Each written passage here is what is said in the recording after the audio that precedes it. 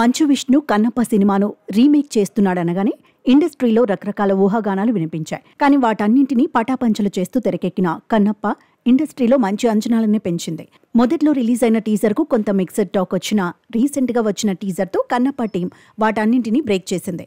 అయితే డిసెంబర్లో విడుదల కావాల్సిన ఈ చిత్రం షూటింగ్ పోస్ట్ ప్రొడక్షన్ డిలే అయి ఏప్రిల్ 25కు పోస్ట్ పోన్ అయింది. రిలీజ్ పోస్ట్ పోన్ అయిన ప్రమోషన్స్ పరంగా మాత్రం కన్నప్ప టీం ముందంజలోనే ఉందని చెప్పాలి. చిత్రం మొదలుపెట్టిన దగ్గర నుంచి బాలీవుడ్తో పాటు సౌత్లో కూడా కొంతమంది కీలక నటీనటుల్ని తీసుకుని అందరికీ షాక్ ఇచ్చారు.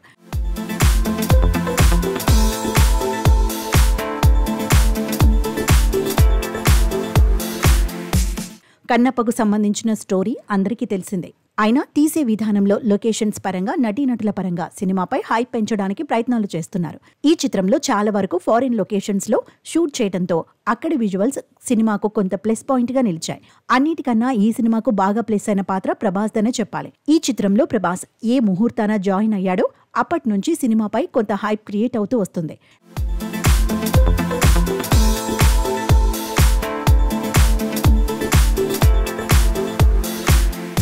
దీంతో చిత్ర యూనిట్ కూడా ప్రమోషన్స్ పరంగా జోరు పెంచారు.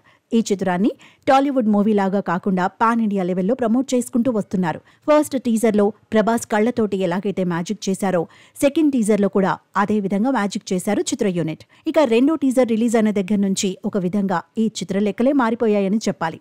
శాంపిల్ టీజర్ తోటే ప్రేక్షకులను కట్టిపడేసిన కన్నప్ప టీం ట్రైలర్తో ప్రేక్షకులను ఏ మేర మాయ చేయగలరో చూడాలి.